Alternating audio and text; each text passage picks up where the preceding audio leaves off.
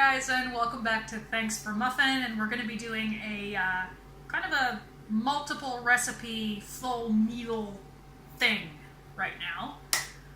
It's going to be my mom's pan-fried chicken. It's awesome. Holy crap, it's good. And then also a recipe that I think my entire cadre of friends has been asking for, and it's my roasted Brussels sprouts. And they told me I had to do it or they would hunt me down and hurt me. So that's what I'm going to do. To start out with, we're going to start with the Brussels sprouts because they have to start first. They go in the oven and just leave them alone for like a half an hour. So that's what we're going to be doing. We're going to get all of that prepped out, and I already have most of it done. But what you're going to do is you're going to take your Brussels sprouts, you're going to cut off this little bit right here.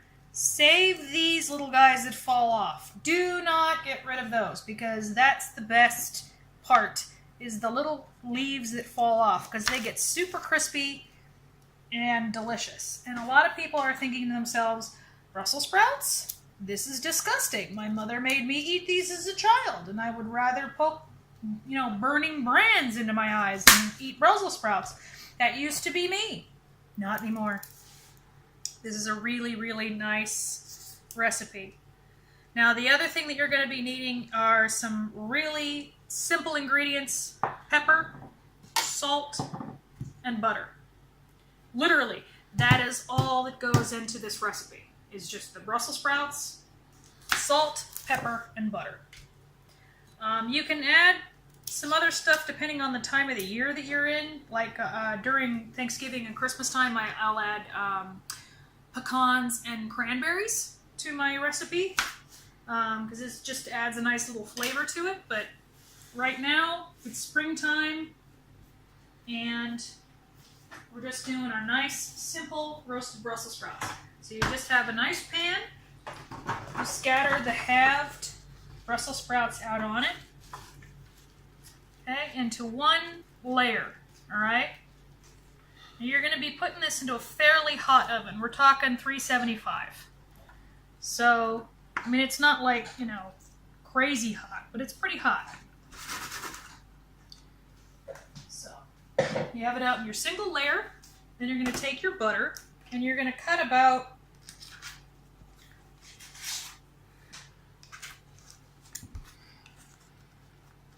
piece about this big. I'd say that's about a half a stick in the US. And you're going to scatter pats of butter at random intervals. Or not random really, but equal intervals throughout your pan. Then take your salt,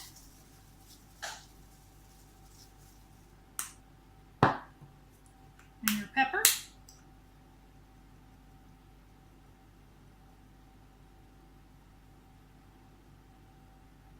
and then that is it. So now this is just going to wait to go into the oven. Now this has to go into the oven once I'm ready to start cooking my chicken. I have my chicken right here. I am using just drumsticks. Why? Because they are cheap, and because my family loves them. We're not really thigh people. We could get by with breasts, sure, that's nice, but we really like the drumsticks. So now I'm going to grab some buttermilk.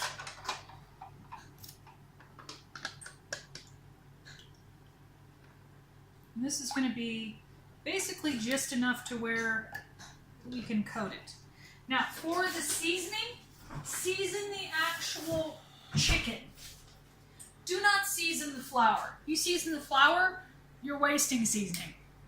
It's just not gonna get into the actual chicken. So the way that I do it is I'll season the chicken a little bit, mix it around, and then I will also season the buttermilk.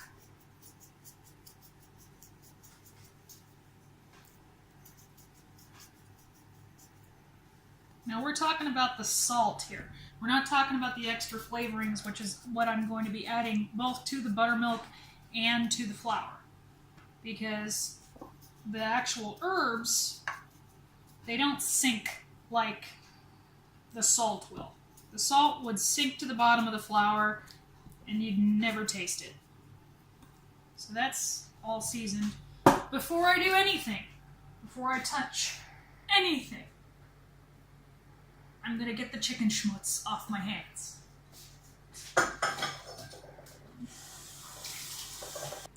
Okay, so here's the flavorings that are gonna be going into both our flour. This is just all-purpose flour and our buttermilk plus egg mixture. So we have some sage.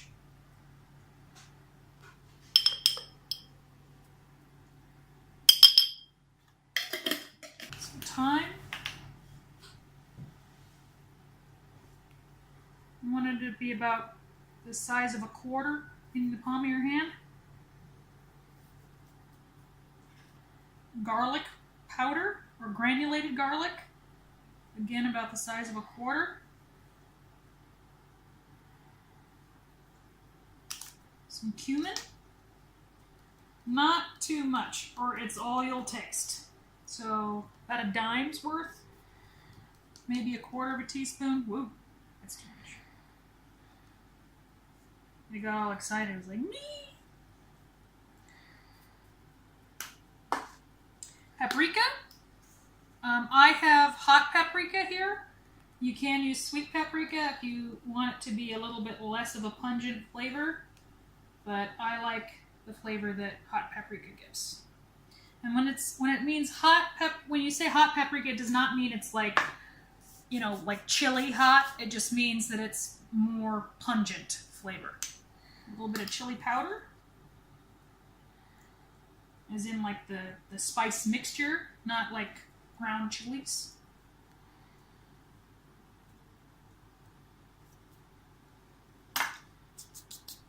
Herbs de Provence, which is something that's not super used in chicken recipes that I've heard of, but I like it.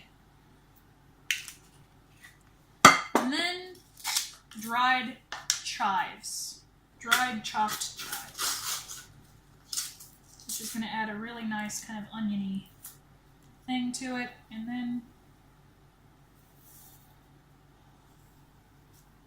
you can use a bunch of it and just kind of crumble it up. All right. Now we're going to mix all this up.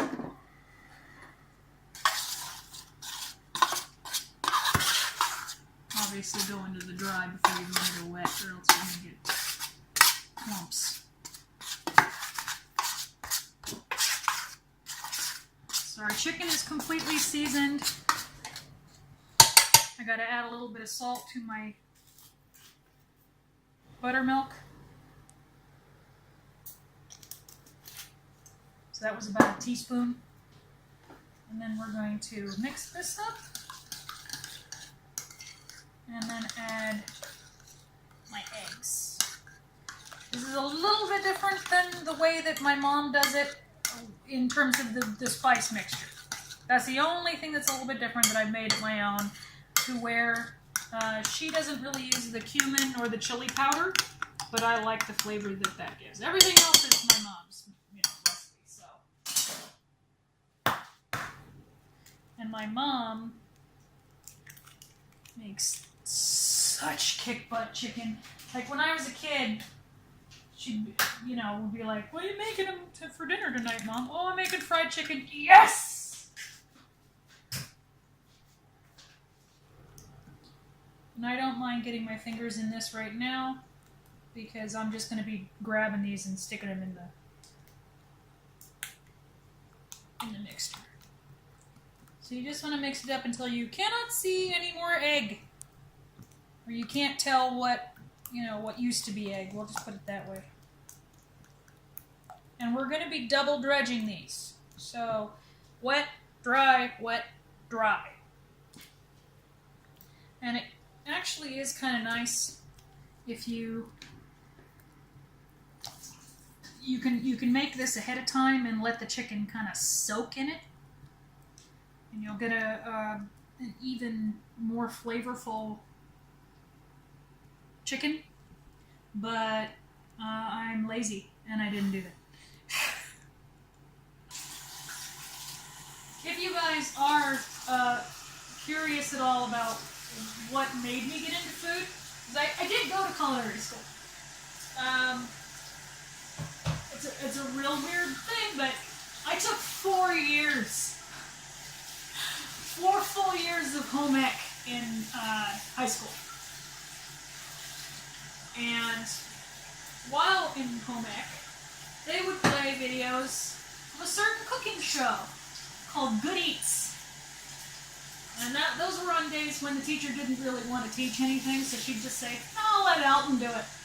And he was the reason I went to culinary school. I mean, I knew I wanted to be a chef, but I didn't know that, you could go to school and get paid for it and, that kind of thing. And so, Alton, if you see this, I've met you twice now, and you were lovely both times. The only thing is you may not recognize me because I've lost 110 pounds since the last time you saw me. And this has a really, really amazing smell of the garlic in there.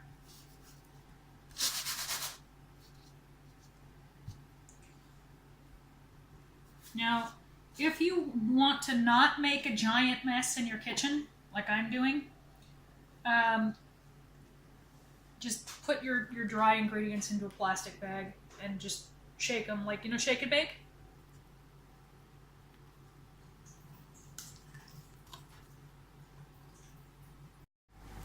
Okay, so now I'm going to do 2 things. I have a 1/2 inch of vegetable oil, my sunflower oil, in my pan. I have my dredged and battered chicken in this bowl waiting to go in. Now I'm going to take the Brussels sprouts, put them in the oven. Now, at the very end, see how I've got my cakes baking from a different video? This is supposed to go in at 325. So what I'm going to be doing is for the tail end of the last 10 minutes of this cooking, I'm allowing these to cook at 325.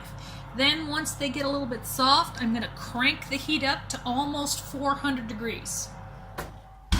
After, of course, the cakes come out of the oven, because the cakes at 400 go, and then they would freak out. So I'm going to get my heat onto medium-high.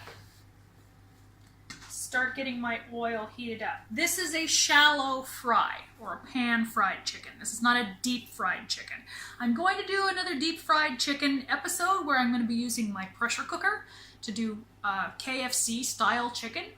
So if you want to see a deep-fried chicken, then check out that video once it gets put up, which is going to be in a couple of weeks, because eating fried chicken every day is not good. Anyway, so I'm waiting for my heat to come up to temp, and then as soon as it does, then I'm going to show you how we cook our chicken. So now we're going to be placing our chicken in the heat gently. Don't just plunk it in there, or else you're going to get, a face full of oil, and then you'll need a new face.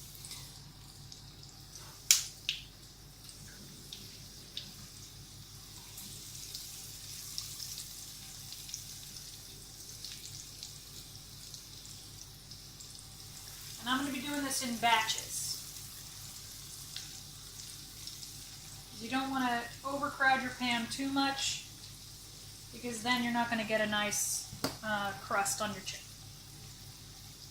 And you also don't want your heat so crazy high that it just goes as soon as you put it into the oil. You want a nice, gentle bubble. But you also don't want it to be so cold that the bubbles don't come up right away, because then it's going to be,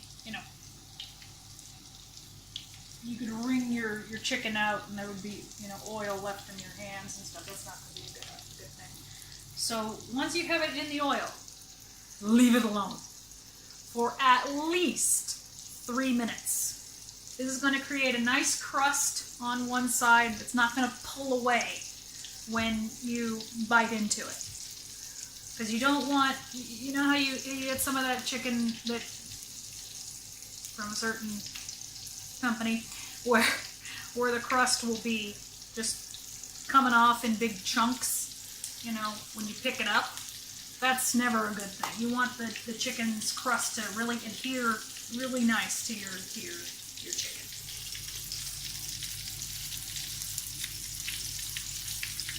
So we're going to leave this to cook for 3 minutes. And then we're going to flip them over, and I'll show you what that looks like.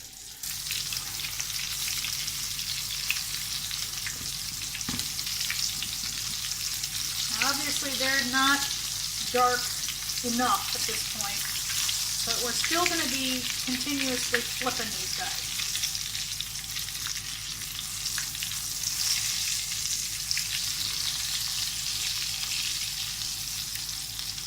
You see how nice and thick that crust is?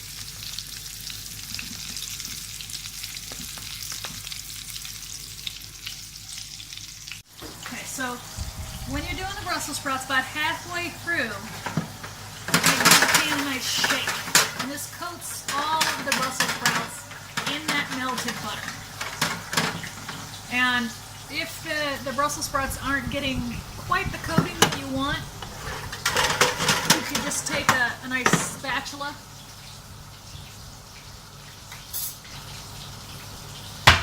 and really, you know, toss them around so that they are really well coated.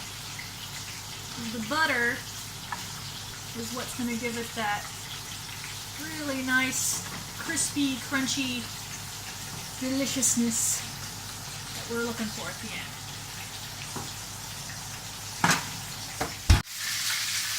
So this is what you're looking for the Brussels sprouts to be when they're done. See, they're a nice golden brown and they're nice and crispy. If you want to listen to what this sounds like.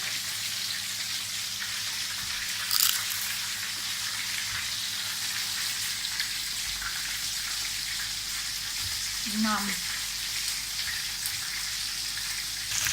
So this is what the chicken should look like when it's done. Nice and dark brown. There's some really nice little caramelized bits where it's been in contact with the actual pan. And while you're cooking it, you're turning them all over the place. And then when they're close to being done, you just prop them on the side of the pan like this. That gives you more room to put more chicken in, cook longer.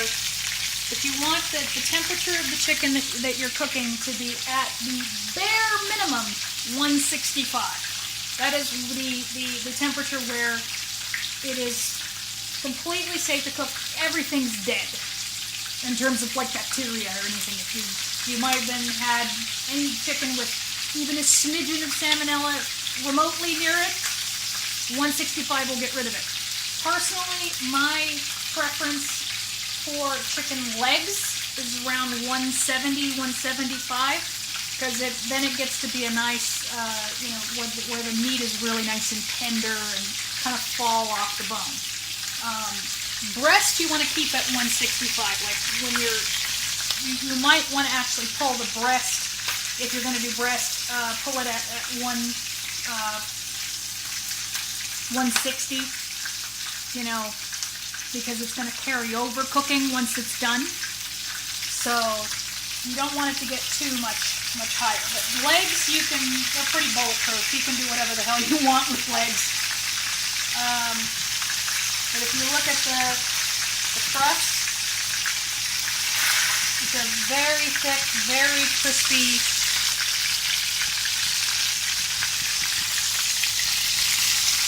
very nice kind of a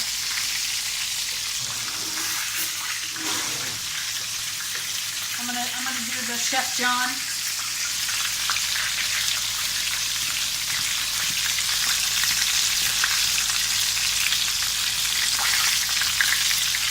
You can tell how crispy that crust is.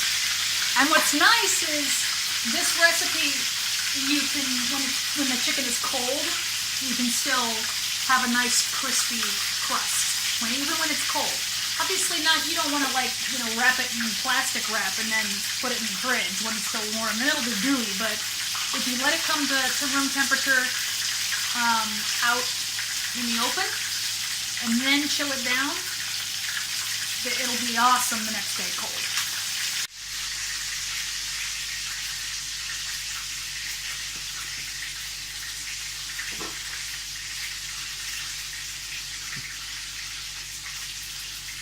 Is it hot? Just a smidge. It's delicious. It's fresh.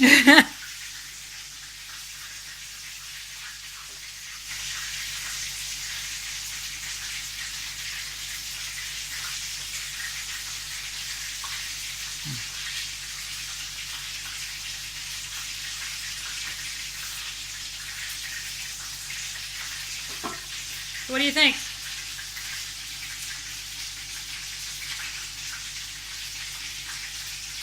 I can't wait to have more when they're all ready.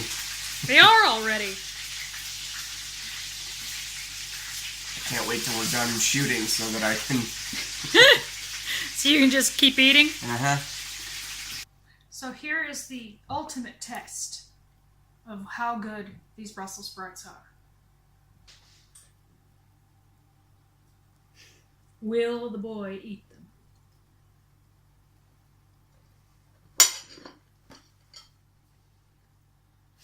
Good? Success. Want some chicken? Mm. Okay. Yeah, but I'm not picky. So I would eat these anyway. You won't eat ketchup. What do you mean you're not picky? Yeah, this is one of my favorite, vegetable dishes. They're crispy, they're tender, they're really buttery, and especially that noxious sock flavor from boiled Brussels sprouts is just gone. So it's really delicious this way. Bacon. So, I hope you guys have enjoyed our hot chicken recipe, along with my famous roasted Brussels sprouts. Make this for your family, and I assure you, you will be king or queen of your castle. See you guys next time.